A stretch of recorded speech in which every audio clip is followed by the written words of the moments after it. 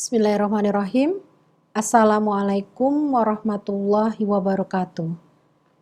Selamat pagi teman-teman semuanya. Teman-teman, kita hari ini kuliah online. Ini adalah kuliah online kedua saya untuk mata kuliah Hukum Humaniter Internasional. Dan sebetulnya ini adalah pertemuan yang keempat, harusnya seperti itu. Jadi sebetulnya kalau sesuai dengan jadwal seharusnya pertemuan keempat ini kita sudah kuis, akan tetapi karena situasi yang mendesak sehingga perkuliahan proses belajar mengajar secara tatap muka ditiadakan, diliburkan dan diganti dengan perkuliahan secara daring. Nah, karena tidak memungkinkan untuk kuis, sehingga saya akan melanjutkan materi saya, materi perkuliahan. Dan materi ini sebetulnya adalah materi untuk ujian tengah semester, teman-teman. Jadi saya akan membahas mengenai jenis-jenis konflik bersenjata, materi utamanya, dan materi kedua yang utama adalah perlindungan korban konflik bersenjata. Oke, untuk jenis konflik bersenjata, saya akan mulai dari slide pertama. Kalau ada pertanyaan, sebutkan jenis konflik bersenjata. Konflik bersenjata itu hanya ada dua, teman-teman. Konflik bersenjata internasional dan konflik bersenjata yang non-internasional. Teman-teman bisa melihat di slide pertama, yang di dalam kotak biru itu adalah jenis konflik bersenjata. Tetapi ada juga yang kita kenal dengan istilah internal tension. Internal disturbances and tension. Nanti kita akan bicara lebih lanjut. Oke, saya akan mulai dulu mengenai jenis konflik bersenjata. Konflik bersenjata ada dua, yaitu konflik bersenjata internasional dan konflik bersenjata yang non-internasional. Kita lihat satu persatu. Apa yang dimaksud dengan konflik bersenjata internasional? Di dalam komentar dari Konvensi Jenewa 1949, diterangkan bahwa konflik bersenjata internasional adalah any differences arising between two states and leading to the intervention of members of the armed force is an armed conflict within of the meaning of the Articles 2, even if one of the parties denies the existence of a state of war. It make no differences how long the conflict lasts or how much slaughter takes place. Intinya adalah teman-teman, konflik bersenjata internasional adalah konflik yang timbul antara dua negara, minimal dua negara atau lebih, yang melibatkan adanya intervensi dari kekuatan bersenjata, armed force. Jadi, selama itu belum ada kekuatan bersenjata, kita belum bisa mengatakan bahwa ini adalah konflik bersenjata. Sudah saya terangkan beberapa waktu yang lalu, bahwa kita tidak bisa mengatakan perang dingin itu adalah masuk konflik bersenjata yang diatur di dalam Konvensi Jenewa 1949. Karena kenapa? Karena tidak ada penggunaan kekuatan bersenjata dalam konflik tersebut, walaupun sering dikenal dengan istilah Cold War, perang dingin antara sekutu dan Uni Soviet. Tetapi mereka tidak pernah head to head berhadapan secara langsung menggunakan kekuatan bersenjata dalam konflik tersebut. Kemudian, yang pertama harus ada tadi penggunaan kekuatan bersenjata. Dan yang kedua, seperti yang diatur di dalam pasal 2 dari Konvensi Jenewa 1949. Ingat sekali lagi bahwa pasal 2 adalah salah satu dari common articles. Yuk kita ingat lagi apa disebut dengan common articles. Common articles adalah pasal-pasal penting yang mendasar yang selalu muncul di dalam setiap konvensi. Jadi di dalam keempat konvensi Jenewa 1949, baik pada penomoran pasal yang sama ataupun redaksi yang sama. Pasal 2 selalu muncul di dalam keempat konvensi tentang berlakunya konflik bersenjata, baik konflik yang diumumkan ataupun salah satu pihak menolak eksistensi dari konflik itu sendiri. Ingat kembali, jadi Konvensi Jenewa 1949 berlaku bagi para pihak dan negara non-pihak. Dia tidak bisa memberikan alasan bahwa mereka tidak terikat pada Konvensi Jenewa 1949. Tidak melihat seberapa lamanya konflik itu berlangsung ataupun seberapa banyaknya jatuh korban. Jadi meskipun itu hanya katakanlah setengah hari, tetapi menggunakan kekuatan bersenjata, itu masuk dalam armed conflict, konflik bersenjata. Atau yang jatuh korban hanya satu. Ini pun juga disebut dengan konflik bersenjata.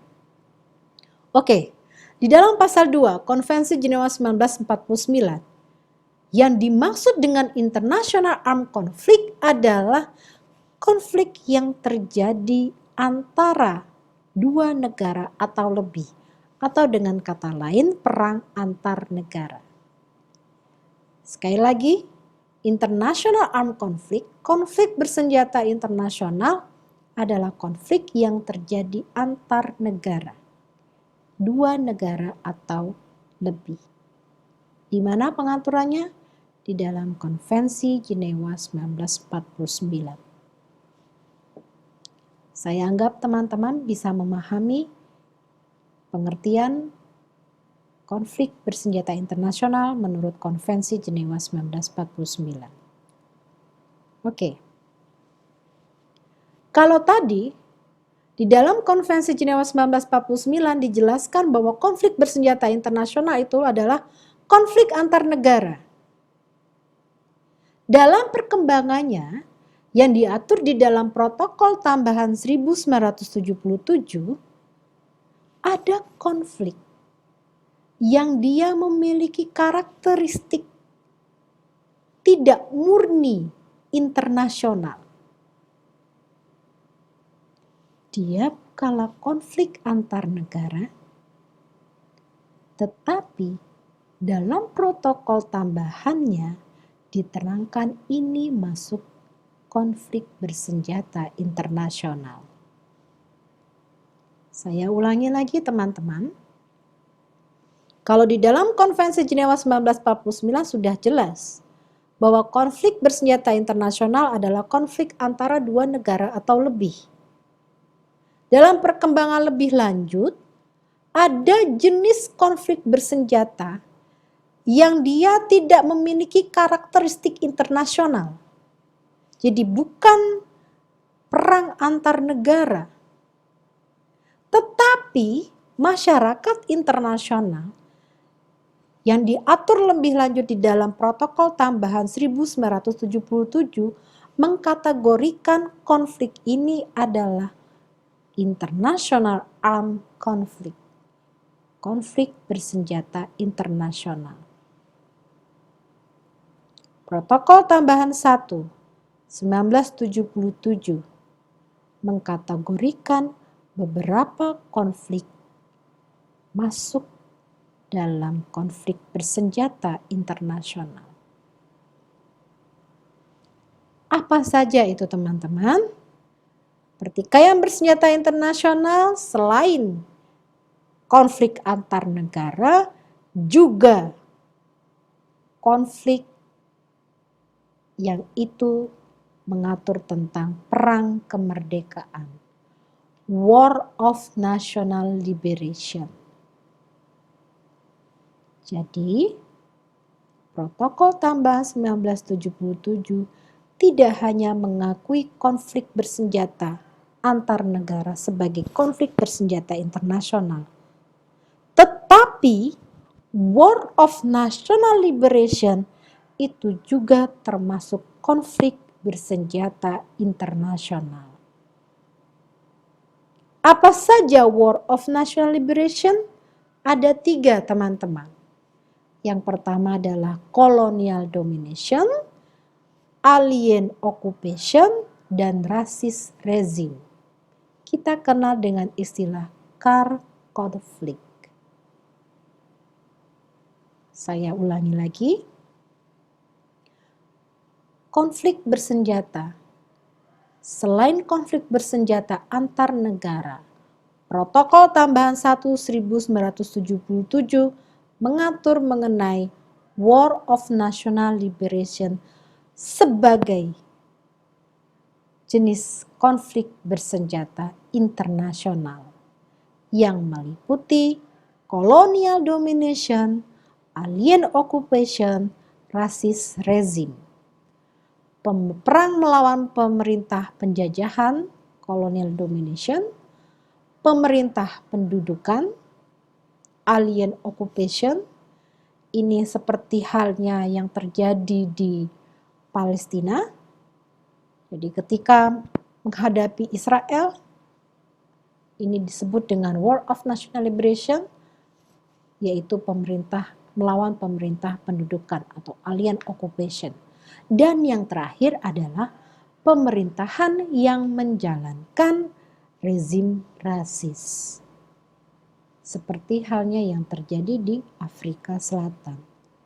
Kalau kita melihat, katakanlah misalnya itu konflik yang terjadi di Afrika Selatan beberapa tahun yang lalu, di mana pemerintah membagi 2 kelompok besar, kulit putih dan kulit hitam, yang mayoritas dikuasai oleh minoritas.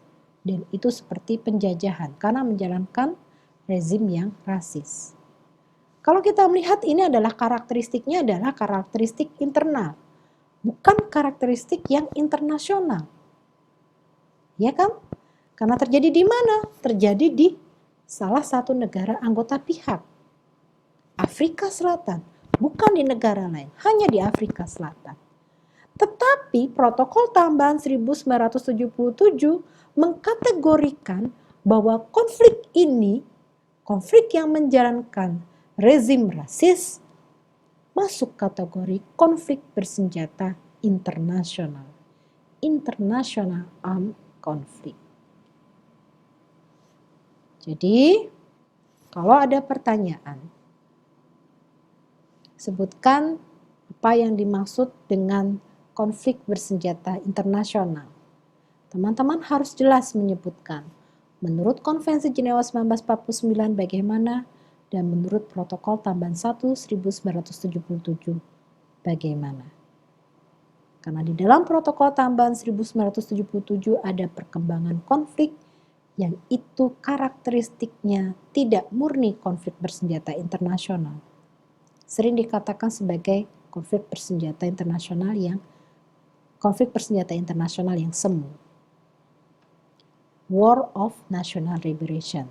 Apa saja itu? Colonial domination, alien occupation, dan racist regime. Syaratnya teman-teman, harus ada deklarasi universal yang dikeluarkan oleh penguasa otoriti yang sah, yang mewakili rakyat yang berhadapan dengan pemerintah penjajah penduduk rezim rasialis sebagai bentuk persyaratan diri terikat pada Konvensi Jenewa 1949 dan Protokol Tambahan 1 1977. Oke, itu tadi konflik bersenjata internasional. Sekarang kita lanjut ke konflik bersenjata yang non-internasional.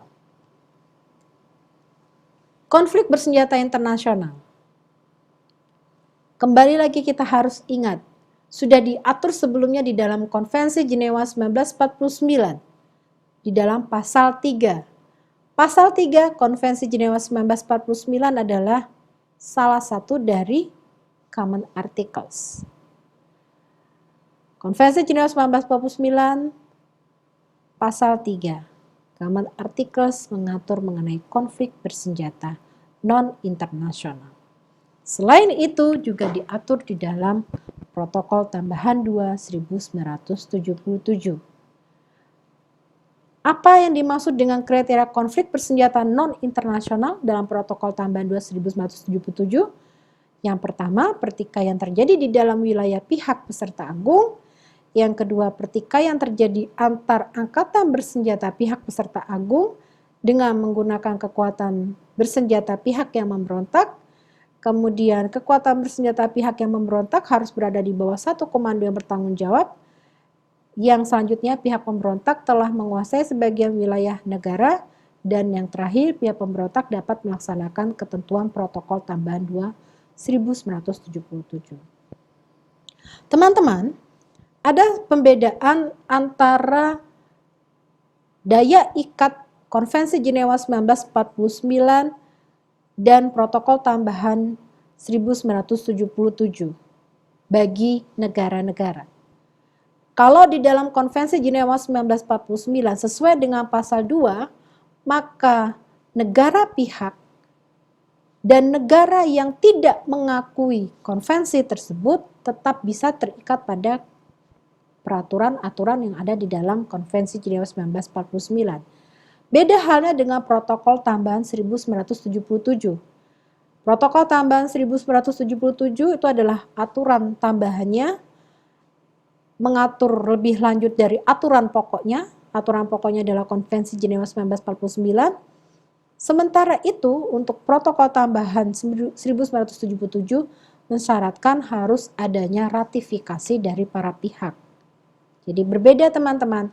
Konvensi Jenewa 1949 berlaku bagi semua negara dalam situasi konflik, sementara di dalam Protokol Tambahan 1977 mensyaratkan harus adanya ratifikasi. Dan Indonesia sampai saat ini belum ratifikasi Protokol Tambahan 2 1977 dengan pertimbangan politik tentunya. Oke teman-teman, untuk materi hari ini adalah materi pertemuan ke-4. Saya akhiri dulu teman-teman, insya Allah nanti akan kita lanjutkan minggu depan internal disturbances and tension, dan lebih kalau bisa kita akan lanjut ke perlindungan korban konflik bersenjata. Teman-teman, pesan saya adalah mohon teman-teman belajar mempelajari secara online materi yang sudah saya berikan, dan saya akan memberikan tugas yang bisa teman-teman kerjakan sebagai untuk mengisi rubrik penilaian dari tugas. Kemudian teman-teman, pesan saya lagi adalah bagi teman-teman yang berdomisili di luar kota Solo, mohon kiranya untuk tidak mudik dulu karena situasinya seperti ini. Kita perlu untuk self isolated untuk sementara waktu, batasi berkumpul-kumpul dulu, kongko memang sulit teman-teman, tetapi demi kebaikan bersama kita menjaga supaya penyebaran virus corona ini tidak meluas. Kerjakan di rumah, minimalisir interaksi di kerumunan banyak orang, dan tetap menjaga diri, kesehatan, nutrisi yang bagus, pola hidup yang sehat, olahraga, kemudian cukup istirahat, dan tolong sama-sama kita berdoa semoga ini semua berlalu teman-teman. Begitu, terima kasih atas atensinya. Untuk tugas nanti akan saya sertakan juga. Assalamualaikum warahmatullahi wabarakatuh.